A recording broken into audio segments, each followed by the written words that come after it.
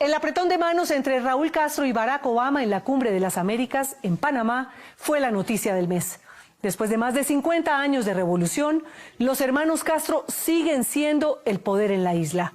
Nunca antes Cuba fue tan importante para Colombia y para América Latina. Juan Reinaldo Sánchez fue el coronel que garantizó la seguridad de Fidel Castro durante 17 largos años. Formó parte de ese círculo cerrado y exclusivo que acompañaba al comandante las 24 horas del día. Conoció tanto al régimen y al propio Fidel que no quiso seguir guardándole la espalda ni a él ni a la revolución. María Alejandra Cardona le sacó secretos y revelaciones de los alcances del poder y del dictador más emblemático del siglo. Estando yo en la antesala del despacho de Fidel en Palacio de la Revolución, y a través de unos micrófonos que hay puestos en el despacho, oigo una conversación donde Fidel está orientando a su ministro del Interior, José Abrante, en la relación al tráfico de droga en Cuba. Ese pedestal donde yo tenía a Fidel Castro, ese ídolo para mí que era Fidel Castro, que era más que nada en el mundo, no solo yo estaba dispuesto a dar la vida por Fidel, sino que deseaba dar la vida por Fidel, que son dos cosas diferentes.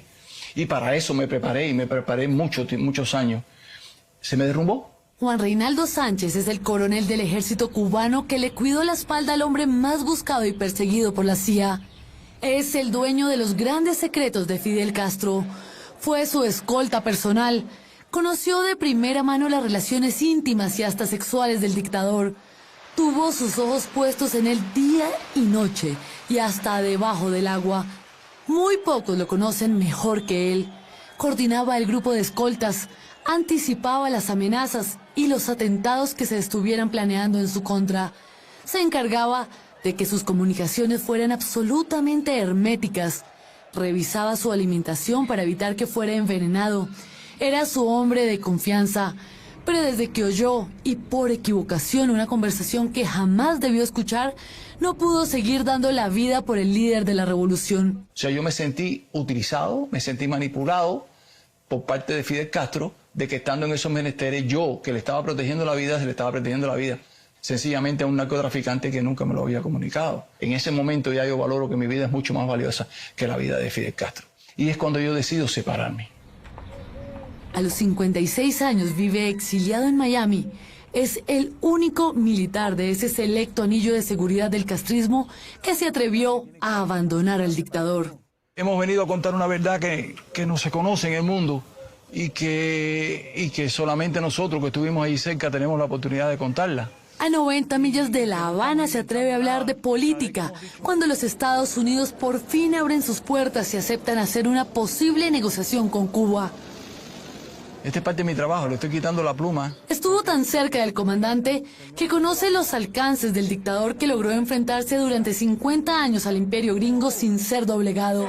En pleno proceso de paz, no duda un instante que en Cuba todo está grabado y monitoreado por la inteligencia revolucionaria. ¿Usted cree que en este momento se están espiando las conversaciones de las FARC en La Habana? Está todo grabado y todo escuchado por parte de la inteligencia cubana. En los lugares donde se hospedan las delegaciones del gobierno colombiano están todas monitoreadas por la inteligencia cubana. Tienen micrófonos, tienen cámaras de videos ocultas, etcétera. Y desde que ellos ponen un pie en La Habana ya lo están filmando y lo están grabando hasta que se van. Sánchez asegura que los hermanos Castro no han abandonado el proyecto de una izquierda en América Latina y su idea de llegar al poder sigue intacta. ¿Por qué cree que se está negociando el proceso de paz de Colombia en La Habana, precisamente? Ahí tienen la asesoría directa y no tienen que ir a ningún otro lugar. Van a tener todas las condiciones y les van a ir asesorando de todos los pasos que tienen que hacer uno por uno. ¿Por qué cree que esto es así? Porque precisamente conozco a Fidel Castro y sé que por lo que ha luchado en Colombia y en América Latina, por obtener el poder político. Y la única forma de obtener el poder político de ellos es convirtiendo a estos guerrilleros que sí son afines a Cuba, que sí son afines al ala izquierda de Latinoamérica, convertirlos en políticos para que asuman el poder.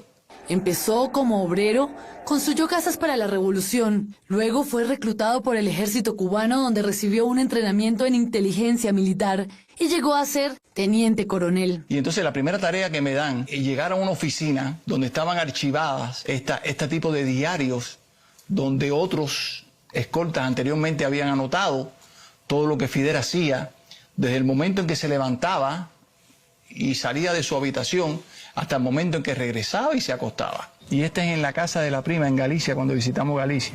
Y el único escolta que está ahí soy yo. Por eso te decía que hay posiciones que yo cubría que otros escoltas no podían, y hay información que yo tengo que otros escoltas no podían tener. O sea, yo por ser escolta de Fidel, yo no tenía lo que tenía Fidel Castro. Yo tenía un nivel de vida mucho más bajo. Después, cuando me di cuenta, ya empiezo a ser un poco más crítico. Por ejemplo, el hecho de que Fidel tenga una isla solamente para su uso personal, que tenga una casa con piscina, con delfinario, con casa para visitas, con lugares para criar tortugas, etcétera, para darse todos los lujos que quiere. Mientras el pueblo no tenía carne y incluso hay generaciones en Cuba que no conocen hoy día lo que es la carne de res, y te lo puedo hablar con convencimiento porque yo vine en el 2008 y yo sé lo que es eso. Fidel prefería el jamón pata negra, que es un jamón carísimo, todos sabemos que es carísimo, y vino francés es carísimo. Fidel no tomaba el ron cubano como bebida, Fidel lo que tomaba era whisky Chivarriga 12 años. Entonces esas son cosas que tú dices, bueno, si tanto habla de patriotismo, si tanto habla de nacionalismo, si tanto habla de... porque no consume lo que se produce en Cuba.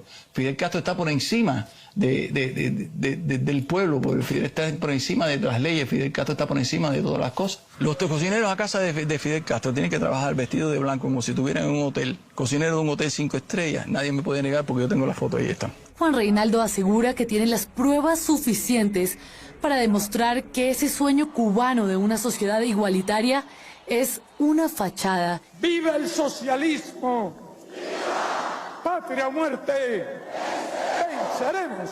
Pablo Escobar negoció con Fidel Castro todo el tema del narcotráfico, él directamente. Fidel Castro tenía a sus secuaces, que era el ministro de Interior Abrante, y tenía también, por parte de Raúl Castro, tenía a General Ochoa y a todos sus seguidores para coordinar con Pablo Escobar y con los secuaces de Pablo Escobar y no arriesgarse a coordinar directamente con Pablo Escobar. Pero sí pudo ver que había cocaína en la isla. No, eso sí, que había vínculos entre personeros del gobierno cubano y Pablo Escobar y la familia de Pablo Escobar, sí, por supuesto que sí. Y usted habla también de tráfico de armas. De armas, sí. ¿Cómo fue testigo de eso? Yo presencié con Fidel Castro 2 embarques de armas hacia América Latina. Estas armas provenían en su inmensa mayoría por la última base de Estados Unidos en Vietnam, y que Vietnam se la había donado al gobierno cubano. Y sé que eso es así porque Fidel, cuando pasa al despacho privado del aeropuerto, conversa con Raúl Castro y le pregunta a Raúl Castro si ya Ochoa estaba en posición. Y Raúl Castro le dice que sí, que ya Ochoa estaba esperando. Juan Reinaldo conoció inclusive el laboratorio de guerrillas, desde donde Fidel centralizaba la formación y el entrenamiento de la izquierda armada en toda América Latina. Quiere decir que las FARC entrenaba en La Habana. La FARC entrenaba en La Habana en un lugar de un punto de entrenamiento que se llama Punto Cero de Guanabo. Igual que existía el PETI 1 y el PETI 2, que son 2 puntos de entrenamiento, pero donde yo te puedo decir que yo vi prisioneros de la FARC, guerrilleros de la FARC entrenando, es en Punto Cero de Guanabo. ¿Con qué fin? ¿Qué buscaban? La FARC y todo este movimiento de izquierda en América Latina, donde Fidel lo apoya con armas, con dinero, con todo, porque esa era la vía que él creía que podía servir para la toma del poder político en los diferentes países de América Latina. Nosotros tenemos que discutir esto con los soviéticos. Con la caída de la cortina de hierro, Cuba enfrentaba una profunda crisis económica. La isla vivía un racionamiento de combustible. Las exportaciones cayeron en un 60% y la productividad cayó casi a cero. Fidel se quedó solo y con un enemigo ante el que no estaba dispuesto a arrodillarse. Su isla quedó como el único bastión del socialismo en América Latina. Pero donde menos se lo esperaba, a Fidel se le apareció la Virgen. A finales de los 90 surge Chávez, y cuando surge Chávez ya le dio la mano que necesitaba Fidel Castro y que pudo sacarlo de lo famoso que se conoce como el periodo especial que duró casi 10 años en Cuba. ¿Qué fue Chávez para Fidel entonces? Cuando él le da el golpe de Estado, el intento de golpe de Estado a Carlos Andrés Pérez en el año 1992, Fidel lo tilda como aventurero, porque Fidel tenía planes con Carlos Andrés Pérez. Cuando sale Carlos Andrés, pues Chávez se convierte en el hombre que podía tener estas mejoras para Cuba y para Fidel Castro, porque ya no había otro. Ya Carlos Andrés no estaba. Vamos a decir una frase del Che, esa misma con que tú y yo nos despedimos. Hasta la victoria siempre. ¡Patria o muerte! ¡Patria o muerte! ¡Venceremos! ¿Utilizó Fidel a Chávez? Claro que lo utilizó Fidel a Chávez, y lo utilizó en un momento que le hacía verdaderamente falta a Cuba. Si no hubiera surgido Venezuela, Cuba no estuviera ahí hoy. Si Chávez no le hubiera prestado toda la ayuda económica que le prestó a Cuba, Cuba no estuviera ahí hoy.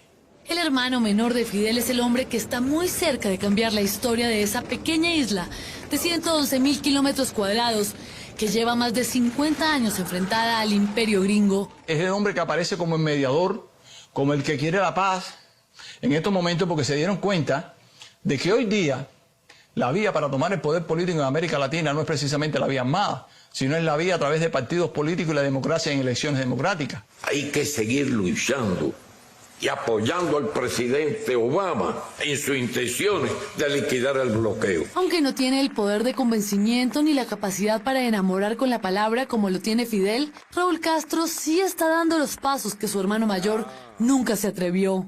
Ya era hora de que yo hablara aquí a nombre de Cuba. Tiene que jugar la carta esta con Estados Unidos. ¿Hasta dónde la va a jugar?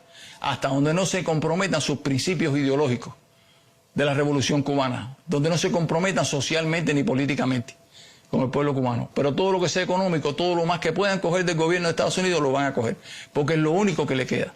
Con la caída del precio del petróleo en la Cumbre de las Américas se ratificó que Estados Unidos es el único salvavidas que le queda al régimen cubano. Juan Reinaldo ya no es ese hombre robusto y fuerte que calculaba milimétricamente cada movimiento del comandante. Sufre de neumonía hace más de un año, pero eso no le impide recordar con exactitud los secretos que Castro logró esconder durante décadas. ¿Es cierto que Fidel tiene un doble? Fidel tiene un doble, nosotros lo utilizamos, era un propio miembro de la escolta de Fidel Castro. Y este señor, cuando Fidel estaba ingresado o estaba indispuesto, y nosotros queríamos dar la impresión de que Fidel se estaba moviendo en La Habana, de que estaba bien, de que no había ningún tipo de problema, disfrazábamos, le poníamos la ropa de Fidel, la barba, etcétera, y este señor salía en los carros como si fuera Fidel el que estuviera recorriendo La Habana.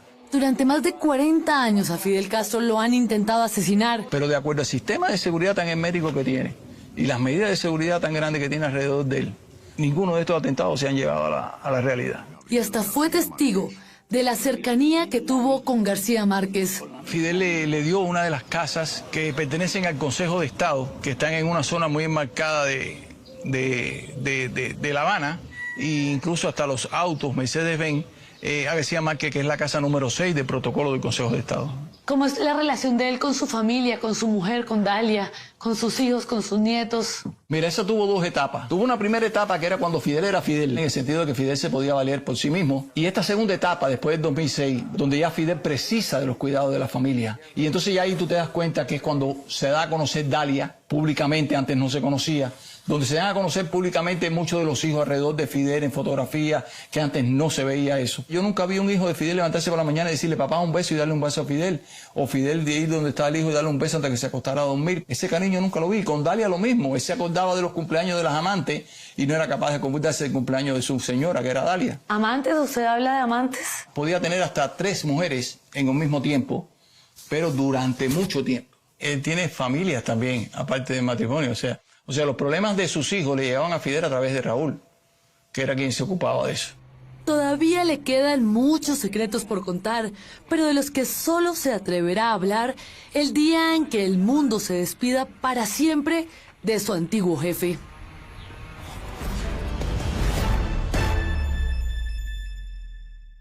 Aunque Sánchez salió de Cuba hace 7 años, aún teme por su vida.